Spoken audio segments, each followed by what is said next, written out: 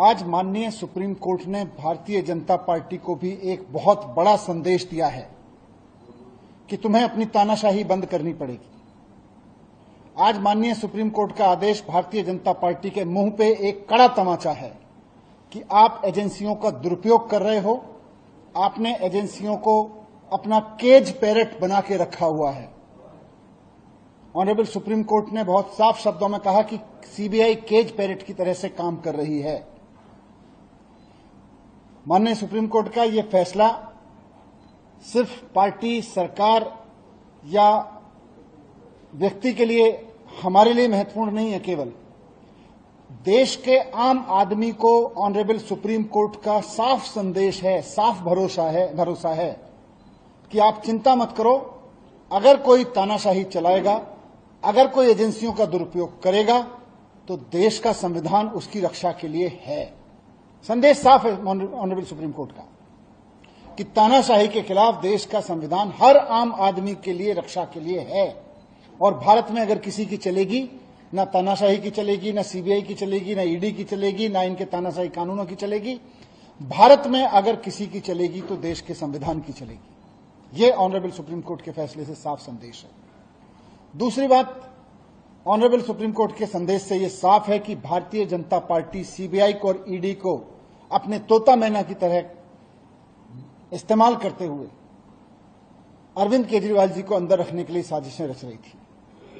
खुद honourable supreme court में यह कहा गया आज कि जिस तरह से सीबीआई ने सीएम साहब को अरेस्ट किया, उससे यह साफ हो जाता है कि सीबीआई जानबूझकर केजरीवाल जी को अंदर रखने की मंशा के तहत उनको गिरफ्तार कर रही थी।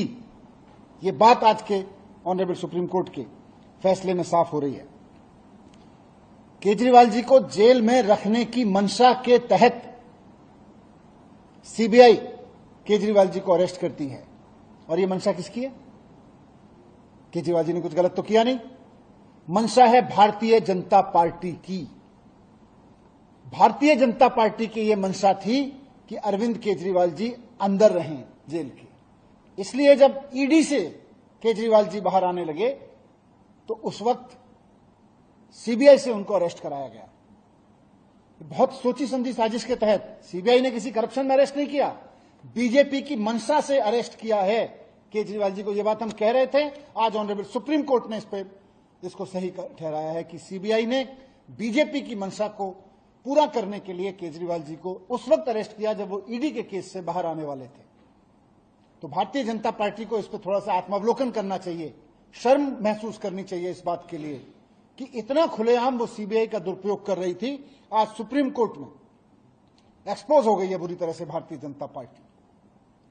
थोड़ा उनको माफी मांगनी चाहिए देश से, देश के संविधान से, बाबा साहब से माफी मांगनी चाहिए भारतीय जनता पार्टी को कि किस तरह से वो एजेंसियों का दुरुपयोग करके दिल्ली के एक चुने हुए मुख्यमंत्री को अंदर डालते हैं, एक कट्टर ईमानदार आदमी को अंदर डालते हैं, और फिर जब एक एजेंसी के झूठे मुकदमों से वो छूटने वाले होते हैं तो फिर दूसरी एजेंसी को लगा के उनको अरेस्ट करवा देते हैं। ये बात आज एक्सपोज हो गई केजरीवाल जी के संबंध में, मुकदमे के जो बेल के संबंध में उन्होंने